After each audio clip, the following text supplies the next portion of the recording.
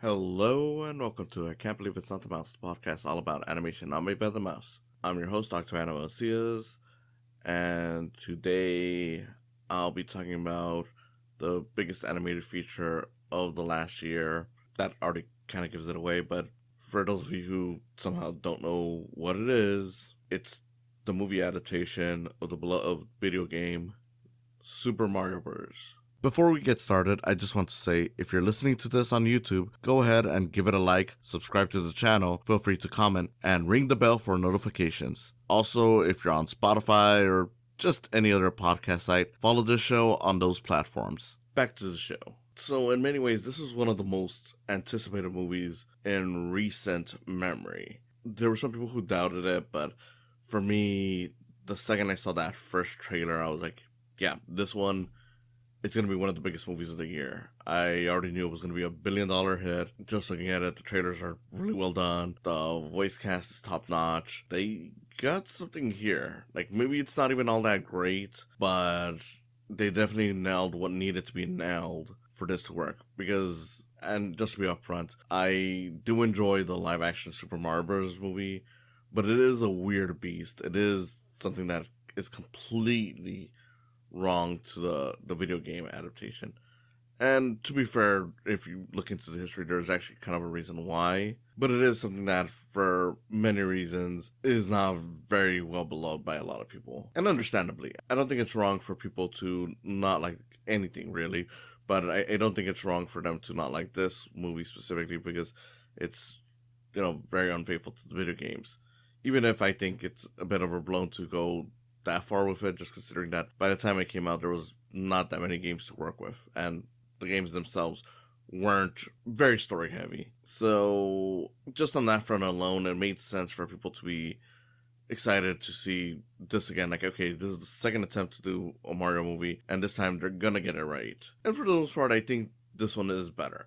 I do get the argument that the original one is much more interesting. I do get the argument that this movie doesn't have a whole lot of substance to it. But as a Mario fan, as a fan of this world, I get the appeal to this one much more. And it's much easier to grasp, even if you don't know anything about Mario, just because it's a very simple fairy tale versus the original movie that they did, which was a satire on like politics and corporations and whatnot. And I mean, realistically, even if you take a look at all the things that it's trying to do, I don't think it ever fully delivers on all those aspects. So while it is more interesting, it's still very messy versus this movie where it's like, yeah, it's not trying to do much, but it's kind of doing everything it wants to do well. But again, I do understand people's fascination with it. I mean, again, I am a fan of that original movie, regardless of it not being the greatest thing ever. But yeah, so now we have this, and then of course there's the people who believe in the whole video game curse. I used to believe in that kind of thing. I don't believe in it anymore just because I'm like, look, there's been a lot of good video game movies. And again, going back to the one that people often cite as like the start of the video game curse, even though it's not even, as far as I know, it's not even the first video game movie, I don't think. It wasn't even bad. But, realistically, when it comes to the whole video game curse thing, it doesn't make sense because some people extend it to shows, and I'm like, well, we've had good video game shows even before all this. I mean, we've had, like, some good Sonic the Hedgehog shows. The Pokemon anime is very well beloved. Movie-wise, you had Detective Pikachu, which I still think is pretty much the gold standard of these things. So, I don't know. I just don't really believe in it, and I don't really care. But, putting all that, I do think that, yeah, the Super Mario Bros. Movie, very solid. And I get how it got to the $1 billion mark. Even if it's not even the best animated movie that I've seen in recent memory, it wasn't the best animated film of last year, but I do get how it was such a big crowd pleaser. I mean, it is based on such a beloved franchise, and it kind of delivers on a lot of fronts. It's rewatching it, I'm like, yeah, it's not the best, but it's so easy and engaging to watch, especially as a fan. Like, I will admit that there is some bias there from me because, yeah, I'm literally like, hey, that's the thing I remember, that's the thing I like. But I don't think the movie coasts by on just doing references. I feel like that part of it is a bit overblown when it comes to people arguing that. I feel like, no, this movie does have a legit solid core to it. It is very simple, but some movies are. If I'm completely honest, one of the things that I often say about this movie is that I feel like it's the closest we've had to a modern version of a Walt Disney era animated feature. In that it's a very simple fairy tale story. It's basically, like the characters themselves carry a lot of the entertainment of it. So if you don't like the characters, you probably won't like the movie. But for me, that's all I really need. And sure, it doesn't go deep into the characters and there are emotional struggles, but neither did a lot of the classic Disney films, if you really look at it. You'd have the characters and scenarios, things just kind of happen, and then we'd have a climax. And that's kind of where it is here. Only difference is that, at least with this, there's a little bit more of a structure, and you could see where they could have added a bit more to it. But I don't know, I feel like one of the arguments that I've often had when people bring up, like, oh, okay, you could have added an extra 10 to 15 minutes to this movie, it's like, yeah, you could have, but then there's a lot of movies that where you do add in that much that are pretty simple stories to them, and like often animated, and it ends up kind of backfiring. Like it ends up not being as good as you originally expected it to be. I feel like maybe this movie could have been better if you added in those extra minutes. I definitely am not ruling that out, but you do risk that it could have been worse. Like it could have dragged on, because it's like, yeah, sometimes some of these stories work best if you just let it play out the way it plays out. But for what it's worth, I mean, I don't, at least the initial watching, and even when I'm not thinking too much on it, I don't feel like the movie rushes as badly as some people say it does. I do, realize that once I start thinking about it, once the movie's over and I start realizing, like, hey, this scene just kind of went by, but as I'm watching it, it's like, no, it's in a nice adjustable pace that goes along just perfectly fine. I don't overthink it too much, because again, it really does feel like something that would be just a simple fairy tale, like something that you would tell your kids during their bedtime stories. And that's where the movie excels at the most for me, because it really does get that feeling of like, okay, this is a kid's story, this is a fairy tale with characters being in, like for the most part, it's like, okay, yeah, the main characters aren't in modern day, but when they get transported into the Mushroom Kingdom, while they are weirded out by it, it's not like they try to do like weird references to like modern day pop culture or anything like that. Like it's very much within the universe, and it doesn't take long for them to kind of just adjust and just be like, okay, look, this is the world I'm in. I'm not gonna start questioning every single little thing unless I have no understanding of it. Like, yeah, Mario gets confused by talking apes, but it's not like he spends 5 minutes on it. Like, he's just like, oh, there's an ape that's, wearing clothes and he's talking. Okay. So it provides that nice little, realism to it, but without it going overboard. Like, it doesn't turn into this whole fish out of water thing, which I think is fine. Sometimes that stuff works. Sometimes it's best to leave that behind. I think for the tone of this movie, where it's just a simple children's story, I don't think you need it. You just really need to have the character's initial surprise, and then them just going along and realizing, like, okay, well, that's not even the point of the story. The point of the story is I gotta go rescue my brother from this evil dragon who's also an evil king who wants to marry the princess. Which, again, that's the kind of story we're getting. It's a very simple children's story, something that you would get your kids to sleep on, but for all the right reasons. It's very lightweight, and I don't think that's a negative thing. And like I said, it for me, it's very much a classic Walt story.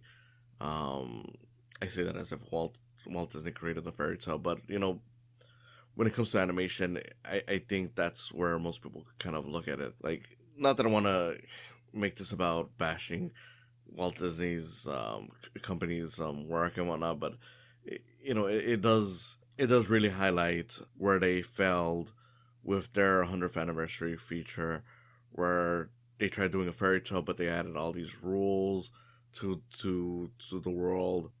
Pretty much the whole magic and everything just got so complex that with the short running time that movie had, it became more confusing, and it just made you question, like, okay, well, if they could do this, why couldn't they do that and whatnot? Whereas with this movie, yeah, there's a few instances where it's like, okay, well, why didn't he do this or that? Like, a big part of the plot is that Bowser wants to get married to Peach, and if she doesn't, then he'll use the the power star that he's gotten at the start of the movie to basically destroy the Mushroom Kingdom, and you kind of question like, well, why didn't he do that? And it's like, well, he was kind of trapped at the moment when it happened, and by the time he got loose to use it, it was in a different area, and chances are, given the character, he probably was high and mighty to think that he needed it to defeat Mario, which maybe it's stupid, but I'm like, yeah, you know what? Again, very simple story. I can get by it.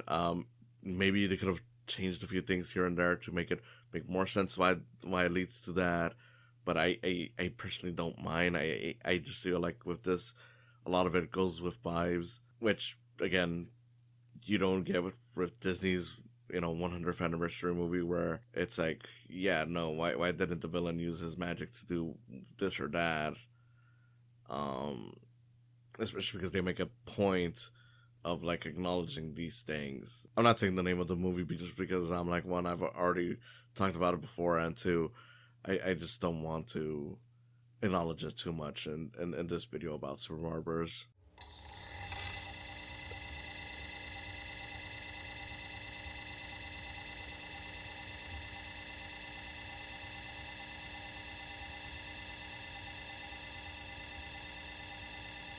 Like I said, the whole plot is pretty much just Mario and Luigi start off as plumbers. They get transported into the Mushroom Kingdom. Luigi gets separated and he gets captured by Bowser.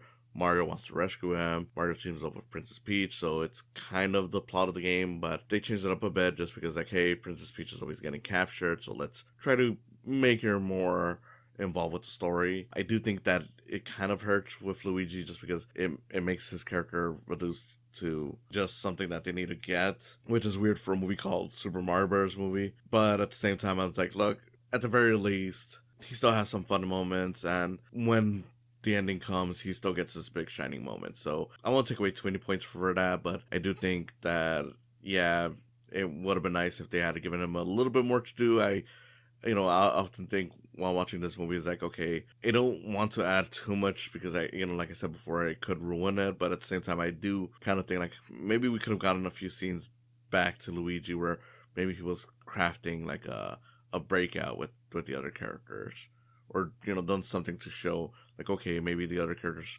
start seeing something in him that he doesn't, and it probably would have worked better. Unfortunately, that doesn't happen, but for what it's worth, I think it would have been a nice way to go about it. But then again, like I said before, maybe it just would have ruined the flow of the story. And again, for what it's worth, I still like the performance. Charlie Day is great as Luigi. Voice acting wise, the king in this is definitely Bowser. Jack Black is just incredible. He gets his incredible musical number, which I still think should have been nominated for an Oscar. I don't care if Peaches is a joke. It's such a good joke, and it wouldn't be the worst or even silliest song that the Oscars has ever nominated. Realistically, there's a lot of good voice work in this. Toad by Keegan-Michael Key, great performance. I love Kamek, voiced by Kevin Michael Richardson, who is an actual voice actor. Would love if more voice actors got their dues, but as I've said in the past, I mean, technically speaking, there's a lot of actors now that technically qualify as voice actors, even though they've been in big things, so it feels like it's kind of blending a little bit more. Chris Pratt, who a lot of people were worried about, actually does a pretty good job as Mario.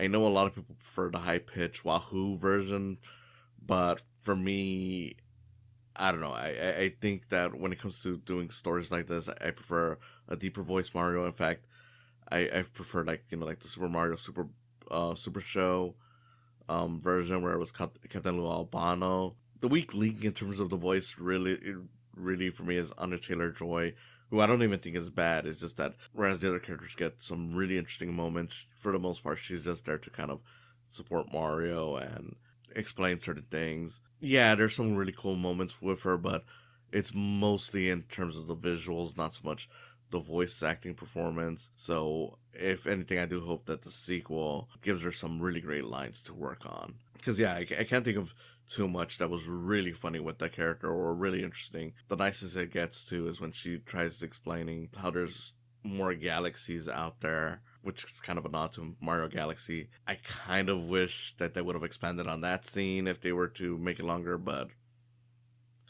they didn't. So yeah, I mean, I don't know. I don't like I said. I don't think she's even horrible, and she's not bad. She's good. It's just that there's not really much for her to chew on, like the other characters where their the voice performance is given something to really shine on alongside the visual.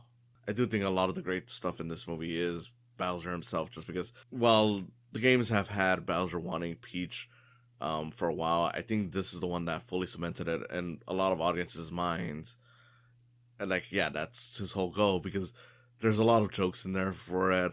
I do love how Kamek tries to hype him up, by basically being like, oh yeah, this is what the princess will like. Use this quote, pretty much reenacting like, okay, this is how the princess is gonna be like when you come in and propose to her, and that kind of stuff. And there's the whole wedding, which is very fun scene, especially because you get a lot of little cameos there. Like, if you're a Mario fan, if not, it doesn't really matter. I mean, it's just neat to see all these things. One thing that Illumination really excels at, by the way, I just realized this is the first Illumination movie I've actually ever talked about on this show. I've previously talked about on the topic of Illumination on the show, saying that I wasn't really too interested in them. And to be fair, I do think a lot of their movies are still kind of just okay or not really all that good. But I do see this as, okay, maybe they are changing a little bit. And maybe I was a bit too rough on them before, because it's like, yeah, maybe they're not always making very unique or standout movies, but as a company, they seem to be one of the nicest ones to their employees. So maybe I should treat them a little bit better. But with this movie, I will say one of the nicest things that I can say about Illumination is how they put a lot of detail in background characters doing little things, and this is no exception. If you pay attention to a lot of scenes, the background characters are always doing something or other that is just funny, cute, or it's just a neat little detail. A lot of studios do not even put that much effort. They just have their characters just doing generic things in the background. This one is like there's a lot of personality into that. Like when you're in the wedding scene, you have like the King Bob-omb show up, and you see like a Bob-omb basically fanboying over it, while you see like a piranha plant trying to look around and see what he can eat. Just little stuff like that is just incredible touches. But yeah, there's a lot of stuff. I love how they handle the power ups in this movie, where they just kind of go like, well, it's exactly the same in the game. They tried, well, not tried. They actually created this whole Bible of sorts behind the scenes to explain like, okay, this is why the blocks are floating and whatnot. And by the time I watched this movie, I was one of those people where before I would kind of question like, okay, how are they going to explain that if they ever do it? By the time I got to this movie, I was like, well, look, it's a fantasy movie in a different world. It floats because that's the world they're in. No need to explain it any further. And I do like that they kind of don't. And I don't think anyone's even bothered by it at this point. Not just because we've gotten accustomed to it through the Mario games, but because it's like, I mean, again, it's a fairy tale. It's a movie where the villain is a turtle who's also a dragon who wants to marry the princess. I don't think we need to question why this stuff happens. I mean, realistically, if there is one major flaw to it, is that the Kong army is kind of an extended cameo, and not so much in terms of, well, okay, them being an extended cameo is not the problem. They set up a reason why they're doing it is because they're trying to get an army. The problem is that the movie spends so much time setting it up, and then they all get captured, and it's really just like, okay, we need someone to pal around with Mario for the last act to basically take down Bowser. And you could have done some narrative stuff to have Luigi be the one that escapes, and he probably convinces Mario like, hey, look, there were some other people in there, they failed to escape, and now we gotta rescue them too. And Mario decides like, okay, let's do that, and add in the whole princess thing to add up the stakes because of the marriage. But on the other hand, Donkey Kong is a really good character, and I do love how they use him in this movie. So that admittedly is another thing that they could have tweaked a little bit just to kind of give a better explanation as to the Kongs being there, or made it so that their capture didn't feel like, okay, it just wasted the entire plot line. I don't think it does entirely, just because it's the typical thing in movies where it's like, oh look, we had an idea and a plan, but that plan failed or backfired. But I do understand people's issues with that, where it's like, yeah, now they feel kind of pointless, so that was just one long dragged out thing. I think you could have maybe added something or other to the Kongs. Like maybe they could have established like, oh, the Mushroom Kingdom's been running low on power-ups or something like that, and they have a stockpile of them, just especially because it perfectly sets up like the whole thing with all the power-ups and the Mario versus Donkey Kong sequence, which is one of the highlights of the movie. But again, I don't know, it doesn't really hurt the movie all that much to me, especially because I'm having such a good time that I just don't get too bothered by it. And that's generally what I feel about this movie. Is like it's a nice breezy 90 minutes. That yeah, were a lot of better animated movies last year, and yet I still found myself loving this so much that I was like, yeah, you know, I'll fully admit other better movies existed, but I still really enjoyed this one. I was even theorizing, like, you know, thinking about the Oscars earlier, that they could have given this a nomination at the Oscars for Best Animated Film, and I wouldn't have been too mad. I would have been like, okay, yeah, they could have given it to one other movie just because there were some really good movies last year. But for what it's worth, if they had, it would have been nice. Personally, I think this was actually better than one of the nominees. But I'm not here to talk about which one got nominated that I didn't really like. Overall, solid movie, even if you're not a fan of Mario. I do think it's best if you watch it with with children, whether it's your own or babysitting, just because it really is a bedtime story. But if you can get yourself in the mindset of a child or remind yourself of how a classic Walt Disney movie is, you could probably find the charm in this, even if you're not a fan of the video games. Yes, there's a lot of references, but it never distracts from the story. It's never something that is so in your face that it just ruins the flow of the story, because most of the time it's just like it's stuff that is in the world. Like, yeah, you know, here's a reference to Cat Mario from Mario 3D World, but again, we've already established like power-ups are a thing in this world, and it is something that gets involved in the story where it's like, you know, hey, you know, this is how he fights off Donkey Kong. So I don't get bothered by stuff like that. This is a movie that really did do its homework and was well thought out in what it was trying to do and what it was wanting to be. I hope the sequel improves on it, but for what it's worth, this first movie, I think, knocked it out of the park. Maybe not the greatest thing ever, but it is the perfect way to do a movie for this thing, even if, again, it could be better. So with that all out of the way, thank you for listening, and I'll see you again next time.